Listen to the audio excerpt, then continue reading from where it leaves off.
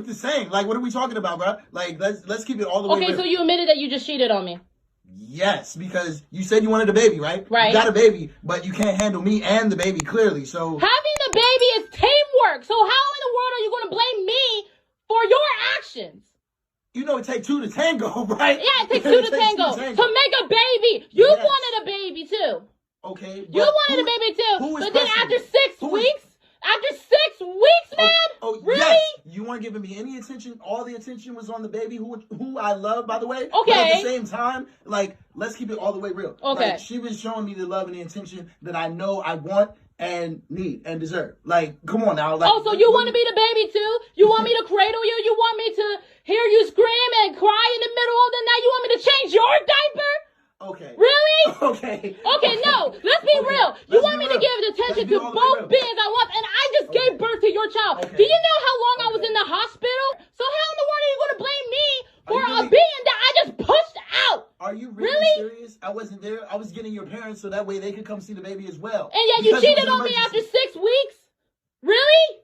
Look, 6 weeks? You couldn't just keep it in your pants for 6 weeks? Really?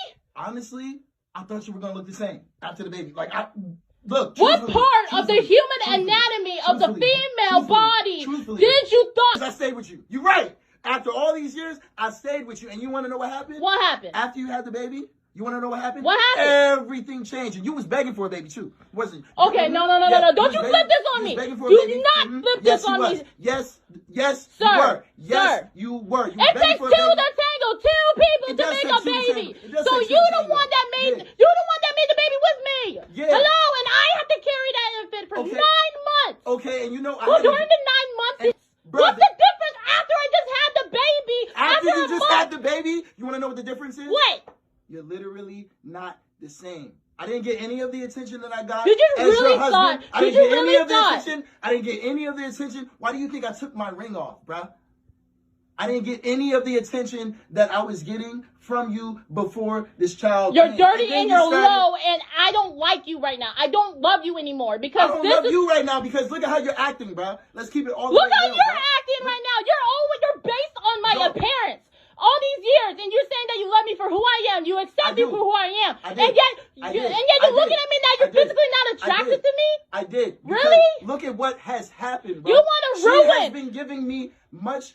You want to ruin years of love. You want to ruin years of our relationship, our commitment, our love, our community, and you're going away because I don't look the same. What's wrong with you? Bruh, she's literally... You are so arrogant. She is literally you beforehand, bruh. What are we talking about, yo? Like, she's literally... But she didn't have your baby. You're the one that wanted the baby, too.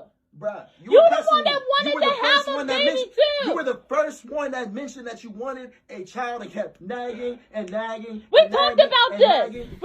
Unfortunately, a lot of couples go through this, guys. A lot of couples go through the whole postpartum situation. And it seems like, I don't think that this was recent. I didn't quite get that from the video. Maybe you guys caught it. But he says it's been years. But this is one thing that happens. Women tend to latch on. And as someone said in a previous video, that's sometimes the love that the man can't give them, especially if they really want a baby. They'll just use the man for the seed, and even though he's living there, he's paying the bills as her significant other, she basically just pushes him to the wayside and really doesn't care because she's got this baby to fill that void. Meanwhile, as a man, and I understand 6 weeks is that time that you wait, a woman's body is dealing with different things, and her comparing herself to other women, trying to snap back, dealing with the baby waking up, crying, colicky, all this, and it's unfortunate. So with men, you have to be patient with women. But I tell people all the time, especially you ladies, if you're not in a situation where you're married with the guy or you guys are living in, having a baby doesn't make things better. Most of the times, I'll just say this in general, even if you're married, especially a lot of y'all are having kids and y'all don't even know each other at all. You barely know each other and you're having babies. When you're trying to get to know each other afterwards, and the short time that you did know her, she probably isn't the way she looked before. She's not going to be the same person because she's a mother now. She's not going to be able to give you the time. She's going to be dedicating it to the child. So this is one thing that men need to realize. And as far as women, is definitely some things that you need to work on. You can ask a man, okay, he needs to understand this. things. But during your pregnancy, you shouldn't be pigging out. You shouldn't be eating everything in sight. You shouldn't be just letting yourself go. You should still be trying to stay in shape, try to be the coolness of his eyes afterwards, and work on things being active. Because this man is still a sexual being. That's one of those things. Now, a lot of women, they get to the point where they say they perfectly fine with him having a side chick because they no longer either desire him or desire to have sex anymore. Meanwhile, this man still has needs. This man, he still has emotions. He still has feelings. He still wants to be next to his woman. But if you're brushing him off, you have to understand what that does to men after a while. He's going to want to move on and just be like, okay, I'm going to go to somebody that's actually entertaining my feelings at the end of the day. Because I'm not trying to sit here and just be a second-class citizen in my own home when I'm supposed to be the king of this castle, and I'm trying to make everything better for you, trying to make your lifestyle better for you, which is what you men should be doing. Speak encouraging words, letting her know that you're there for her, and she's just like, eh. And a lot of ladies will say postpartum depression, how long that lasts. I'm pretty sure some of you will be like, it can last for years. But men, you can try to work through it, but it's still, men still have needs too. And it's not trying to be funny or not trying to be difficult, not trying to be self-centered, but it's just the nature of it, man. But let's get on to the next video, guys. Let's go. So I'm going to tell you how my life changed drastically after I did so much cheating on my husband. Let me tell you something. You better believe what goes around comes around. But it don't always come around the same way you gave it. When I started cheating, and I cheated for a long time. I cheated on this man so much I don't know what the hell was wrong with me. I'm dead ass serious. I cheated on this man so many times I can't even count. You hear me? I done did so much shit behind that man back I can't even tell it all. But I will tell you this. You better believe I suffer the consequences behind that. And let me tell you what God will do.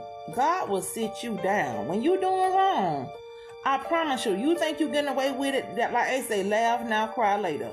My homegirl used to tell me all the time, my friends used to say stuff like, girl, you got it made. You know what I'm saying? You got a man that do for you. You doing this, you doing that. You can do what you want to do, girl. I suffer a lot of consequences. I became homeless after I cheated so much. After me and my husband, after I did so much cheating, I became homeless. I dealt with a permanent injury. I'm dealing with a permanent injury. God said, you won't sit down, I'm going to sit you down. Right now, y'all don't know this, but I use a walker to this day. God had to sit me down.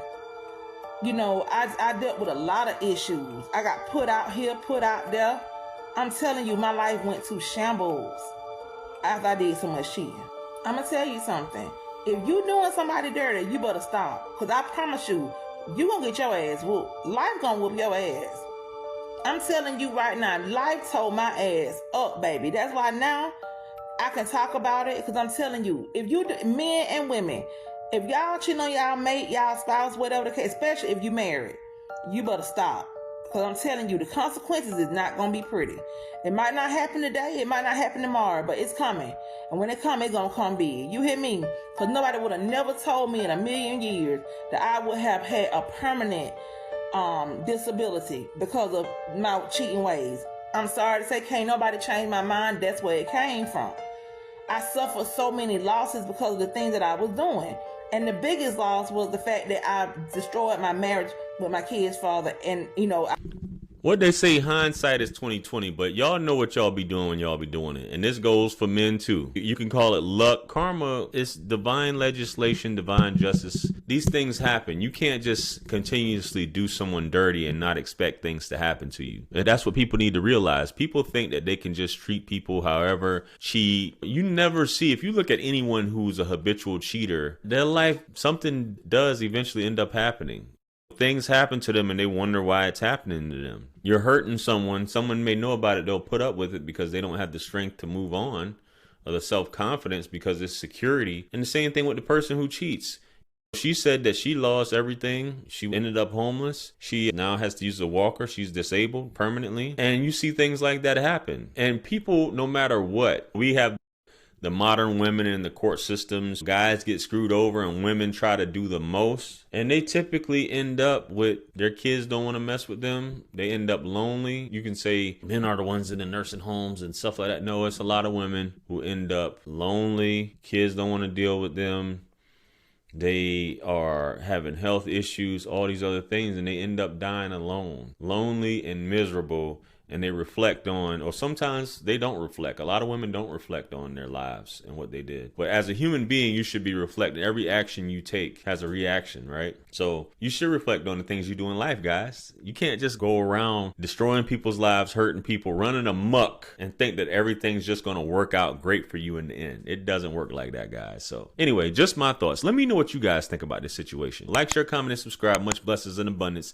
Stick around for the next videos. It's going to pop up on the screen below. That's where I'm going to see you guys at. Listen, it's your favorite everything. This is Wisdom. Let's run it up to 1 million. Quit playing with me. Peace.